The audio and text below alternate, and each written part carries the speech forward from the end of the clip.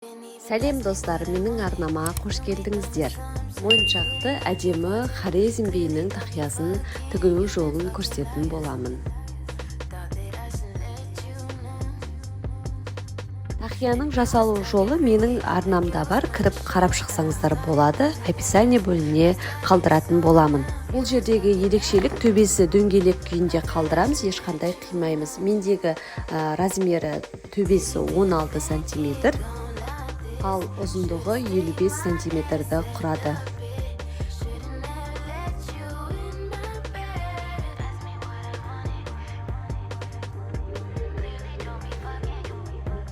Енді тақиямызды әрлеу үшін керек заттарды бір айтып өтейін. Үкімізді осы оюлы темірге қыстыратын боламыз, ортасына капельке жабыстырамыз. Бізге шынжыр қажет болады, үстіңгі бөлігіне бисер, ашық көк түстес және золоты түсте үлкен моншақ. Осындай пайеткалар қажет болады. Түсіне байланысты жіп, липучка.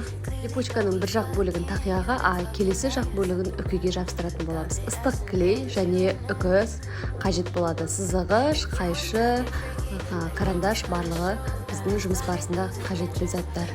Енді біздің ені осындай 6 сантиметр, осыдан біз белгілеп аламыз. 2-де 4 сантиметрлерді белгілеп алып отырып, осылай тақиямызды айналдыра сызып алатын боламыз. Осы жерлерге қазір біз моншақтарды тігіп бастаймыз.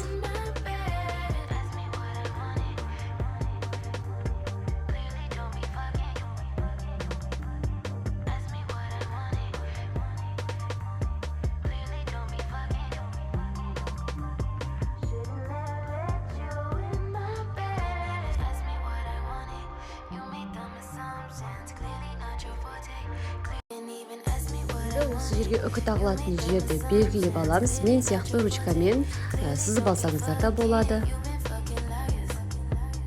Сол сызып алған жерімізден ары қарай тігісімізді бастаймыз. Ең астыңғы бөліктен бастап тігеміз. Себебі тігіп жатқан кезде бізге оңайырақ болу үшін. Енді 1 штук бисер, 2 штук моншақ және пайеткамызды қадайтын боламыз. Одан 1 штук.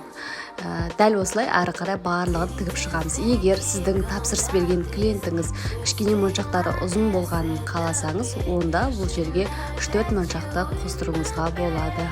Арасына сәл орын қалдыра отырып, астыңғы бөлікті дәл осылай барлығын тігіп шығатын боламыз.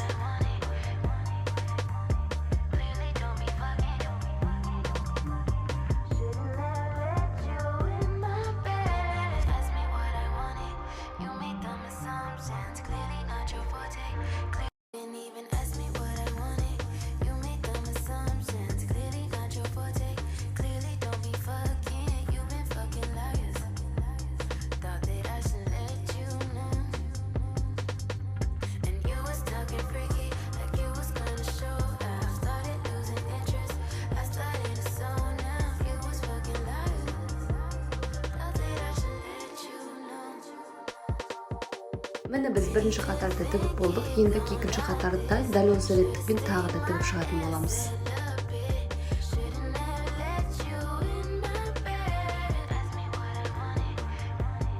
Енді ең соңғы жоғарғы қатарға тікпес бұрын бірінші алдымен шынжырымызды қадап алатын боламыз.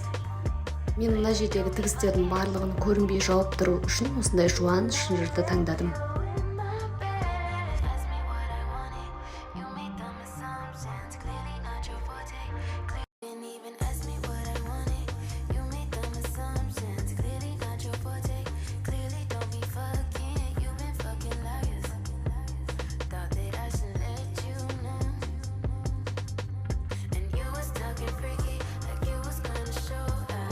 Шынжырды айналдыра отырып, үшінші қатарды толығымен жаңағы тігіспен тігіп шығатын боламыз.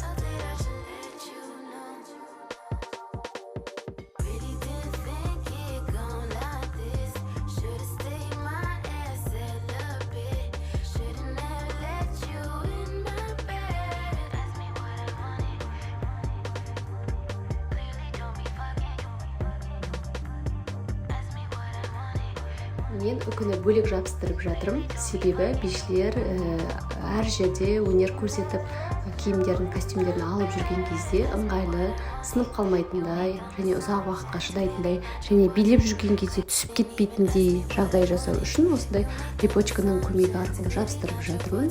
Ол үшін кішкене бөлігін өлшеп алып қиятын боламыз, және бір бөлігін, астыңғы бөлігін тақияға жабыстырамыз, ал үстіңгі бөлігін жаңағы темірге жабыстыратын боламыз.